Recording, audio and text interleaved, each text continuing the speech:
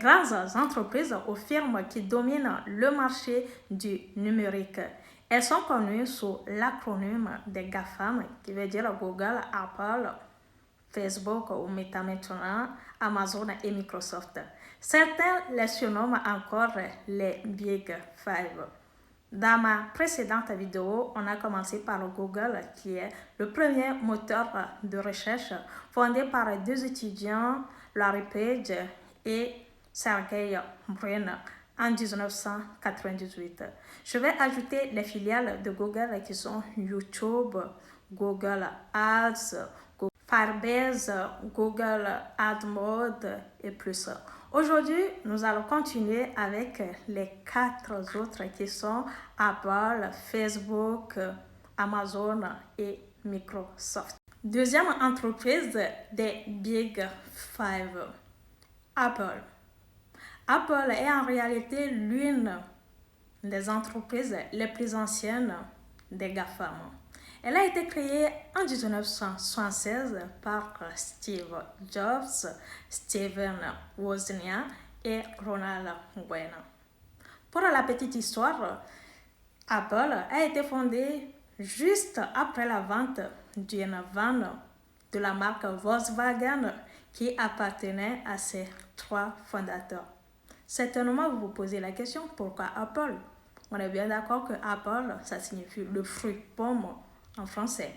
Alors, Steve Jobs a donné l'appellation d'Apple pour rendre hommage à son fruit préféré qui n'est rien d'autre que la pomme.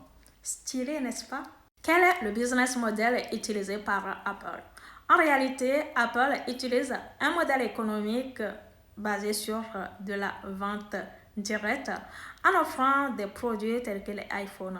Pour vous donner un exemple, le iPhone 15 Pro a été le modèle de smartphone le plus vendu en 2023. On a également les iPads et les Apple Watch.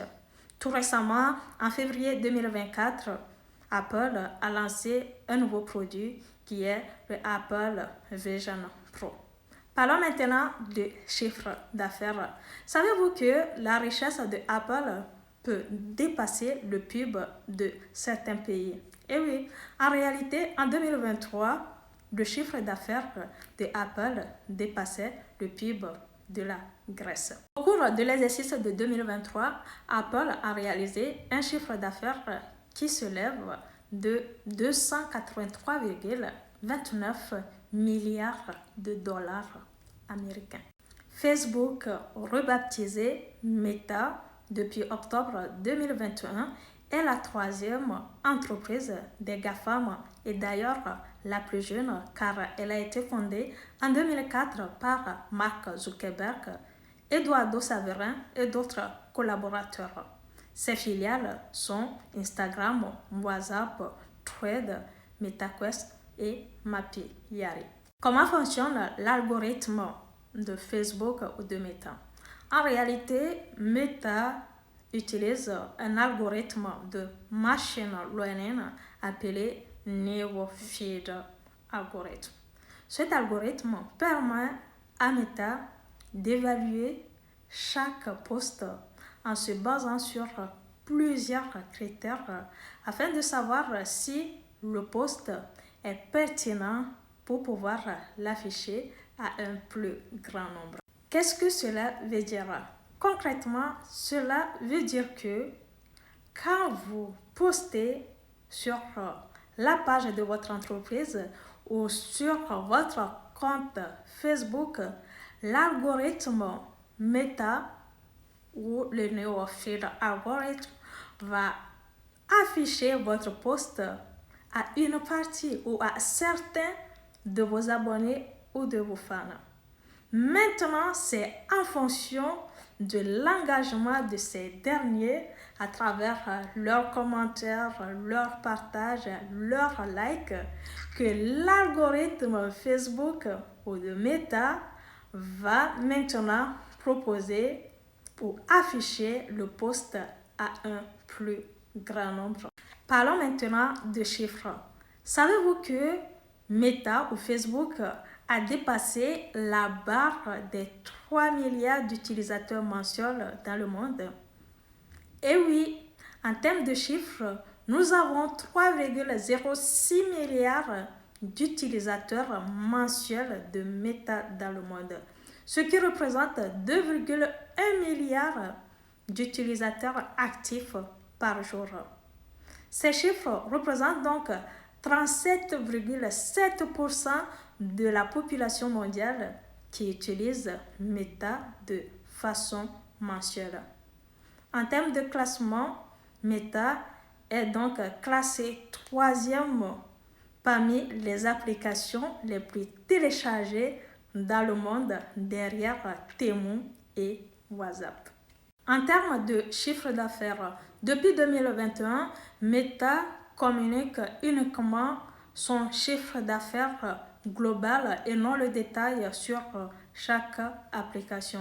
Ainsi, en 2023, le chiffre d'affaires de Meta, qui inclut Facebook, Instagram, Messenger, voire WhatsApp, s'élevait à 135 milliards de dollars américains. Amazon, 4e entreprise des Big Five ou des GAFAM, connue en tant que librairie en ligne de culture, d'alimentaire ou même de vente de produits de consommation, de vidéos connues sous Amazon Prime, voire de partenariats sous le nom de Amazon Business. C'est quoi exactement Amazon? Amazon est en réalité un site de commerce en ligne ou de e-commerce qui permet d'acheter et de se faire livrer tout produit. Il a été fondé en juillet 1994 par Jeff Bezos. Pour la petite information, Amazon va fêter ses 30 ans d'existence en juillet prochain. Microsoft, le dernier et le doyen des Five Big. Et oui, Microsoft est l'entreprise la plus ancienne des GAFAM car elle a été créée en 1975 par Bill Gates et Paul Allen. Microsoft est en réalité le numéro 1 de la conception, du développement et de la commercialisation des systèmes d'exploitation et de logiciels pour PC et serveurs. Le groupe développe également une activité de vente de matériel informatique. Vous connaissez certainement les produits et services les plus répandus de Microsoft. On a par exemple Microsoft 365. Dites-moi dans les commentaires quelles sont les applications qui composent Microsoft 365. On a également Bing, qui est également un moteur de recherche après Google. On a Xbox, on a Azure. En termes de chiffre d'affaires, Microsoft fait partie des principales capitalisations boursières de Nasdaq. Nasdaq est en réalité l'indice boursier le plus suivi aux États-Unis. À ses côtés, on retrouve également Apple et Amazon. En 2023, Microsoft a réalisé un chiffre d'affaires de 211,9 milliards de dollars américains, avec bien évidemment une capitalisation boursière de 3131 milliards de dollars américains.